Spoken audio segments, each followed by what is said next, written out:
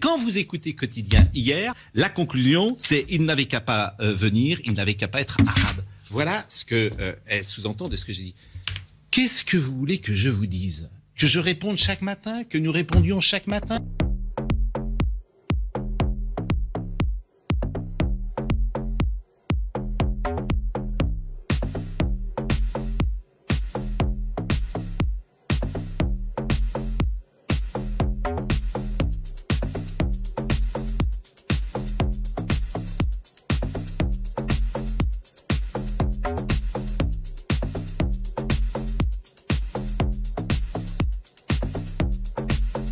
Et je voudrais que vous écoutiez comment Lilia Hassen, qui est journaliste, va lancer une séquence hier qui a été dite dans cette émission et la conclusion qu'elle en tirera. Et après, je vous ferai écouter la version non tronquée, si j'ose dire.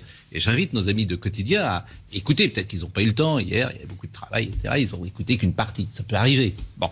On s'attendait pas à ce qu'il y ait 300 à 400 mais parce que personne n'a dit. Mais vous savez pourquoi? Parce que personne n'a dit dans une réunion, attention, il y a Karim Benzema sur le terrain. Ouais, bien sûr, c'est ça le problème. Personne n'a pensé à ça. Vous avez raison, je pense. C'est aussi simple que ça. Non. Parce que s'il n'y a pas Karim Benzema, ces gosses-là, ils ne sont pas là. Maintenant, je vais vous faire écouter la version longue pour qu'on comprenne ce que je voulais dire hier. Parce que, évidemment, Karim Benzema, c'est l'icône de tous les jeunes.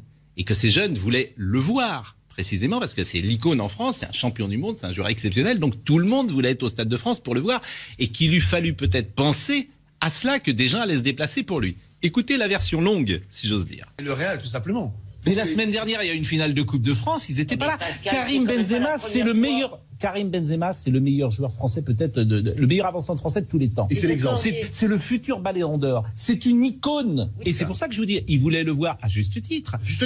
Qu'on n'ait pas invité 1000 ou 1500 personnes jeunes en disant, regardez, il y a Karim Benzema sur le terrain, etc. Allez le voir parce qu'il peut être champion d'Europe. Qu'on n'ait pas pensé à ça, c'est aussi une sorte. Oui, mais c'est pas une excuse pour ceux qui l'ont fait. Il n'y a pas d'excuse, mais on cherche à comprendre. Donc.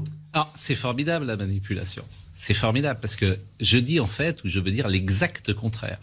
C'est-à-dire, je veux dire que comme Karim Benzema est une icône dans ce pays, qu'il faut penser aux jeunes de Seine-Saint-Denis, puisque le match a lieu en Seine-Saint-Denis, et que peut-être il eût fallu penser à eux, de les faire entrer dans le stade, 1000 ou 1500, de faire une opération, et de ne pas, parce que les places sont à 700 €. Et qu'elles sont très très chères et que ces jeunes donc n'ont pas pu y aller. Ils sont privés de leur icône. Icône, je le répète, quand t'es jeune, quand t'es supporter de football, Karim Benzema, je ne vais pas dire que c'est un dieu, mais c'en est pas loin.